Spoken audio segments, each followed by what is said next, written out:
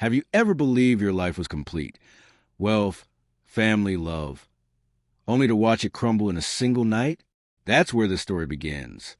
A man who thought he had everything, only to discover how fragile his world truly was. Edward Langston was the sort of man others envied. At 45, he wasn't just a wealthy entrepreneur, but also a respected figure in London's financial circles. He had it all: custom suits, luxury cars, and a sleek glass-walled office overlooking the city. But beneath the polished exterior, Edward balanced two very different lives. One anchored in privilege and stability, the other fueled by secret desire. On this particular evening, he planned perfection. He had promised his mistress, Clara, a night of elegance at the city's most exclusive ballroom. Clara, striking with her fiery auburn hair and captivating laugh, was his escape from routine. With her, he felt reckless, alive, almost youthful again, feelings his calm, predictable marriage no longer gave him.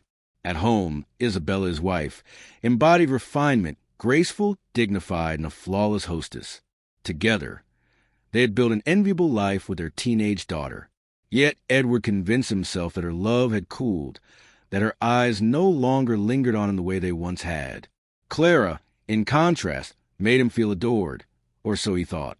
The ballroom gleamed with crystal chandeliers, polished marble, and orchestra that poured passion into the night. Edward held Clara as they waltzed, his hand resting on her waist, whispering promises against her ear, promises he doubted he could keep. Wrapped in the illusion of control, he felt untouchable until he saw her. Across the floor, framed by the whirl of dancers and glasses of champagne, stood Isabella, but she wasn't alone. On her arm was a tall, confident stranger leaning close, murmuring words that drew laughter from her lips, a sound Edward hadn't heard in years. His chest tightened, his palms dampened. For the first time in years, fear cut through him. Clara followed his line of sight, stiffening beside him. "Isn't that your wife?" she whispered sharply, her words slicing through the music. In an instant, the room shifted from playground to prison. How could Isabella be here, with someone else? Did she know? Was this deliberate, a punishment? Or had Edward been blind to her discontent all along? He watched as Isabella and her companion glided onto the dance floor. Her face glowed with joy, her movements unrestrained, radiant in a way he hadn't seen in over a decade. The sight pierced his pride. The man who believed he controlled everything now felt powerless. Every lie, every hidden affair threatened to unravel. And in that ballroom, Edward realized he was never the only player in this dangerous game. Clara tugged on his sleeve, panic flickering in her eyes. "Edward, we need to go." But he stood frozen. Pride anchored him. Walking away would mean defeat, an open confession.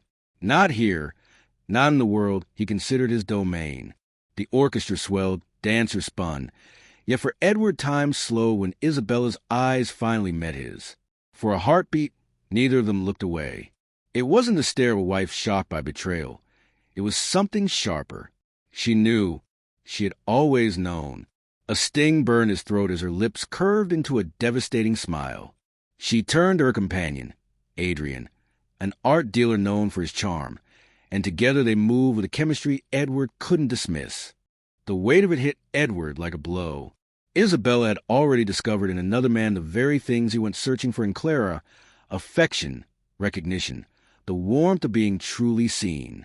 When the music faded, his restraint collapsed. Leaving Clara awkwardly by the bar, he cut across the floor toward Isabella.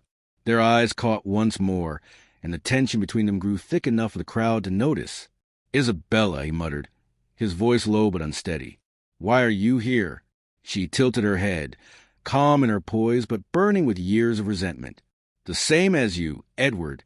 To dance." Her words were even, but her gaze was fire. "You came here with him?" Edward shot back, motioning at Adrian.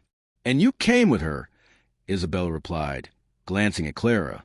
The sting of her retort was sharper than any accusation. "The difference," she added, her voice steady, "is that I no longer hide the fact that I've been alone." In that instant, the armor Edward had built over decades shattered. He wasn't the celebrated millionaire, nor the powerful figure in his tailored suit, just a husband who had failed, The air grew heavy around him.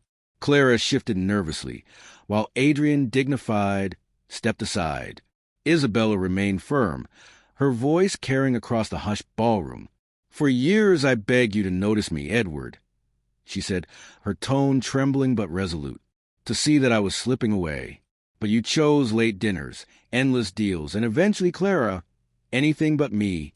So tonight, I chose myself." A silence fell so deep it drowned out the orchestra. Edward's chest tightened, his throat burned, and the tears he never allowed himself threatened to surface. In front of strangers, he finally recognized what he had lost. Isabella hadn't left tonight. She had been gone long before Adrian, long before this evening. And for the first time, Edward admitted the truth. He had broken something no wealth, no luxury, no apology could ever restore. Clara, sensing the finality in the air, slipped away quietly, leaving Edward facing only Isabella. And in that raw, unguarded moment, Edward let go of pride. He didn't fight, didn't bargain, didn't beg with promises he knew were empty. He simply accepted. "Isabella," he whispered, his voice cracking, "I was blind. I see it now. If this is the end, then let it be. But know that I'm sorry, truly sorry." For a long time, she studied him. Her expression softened only enough for a single tear to slide down her cheek. Then she turned toward Adrian, took his hand, and said quietly, "This doesn't have to be vengeance, Edward. It just has to be real. That's all I ever wanted." And with that, she walked away, leaving Edward in the glittering ballroom he once believed belonged to him. The story doesn't end in triumph, but in truth, a truth that wealth, reputation, and appearances mean nothing if love and trust are abandoned. Relationships demand honesty, presence, and courage. Without them, even the strongest bonds collapse. Edward's downfall became a lesson. You cannot dance with secrets forever. Eventually, the orchestra falls silent, and the truth steps onto the floor.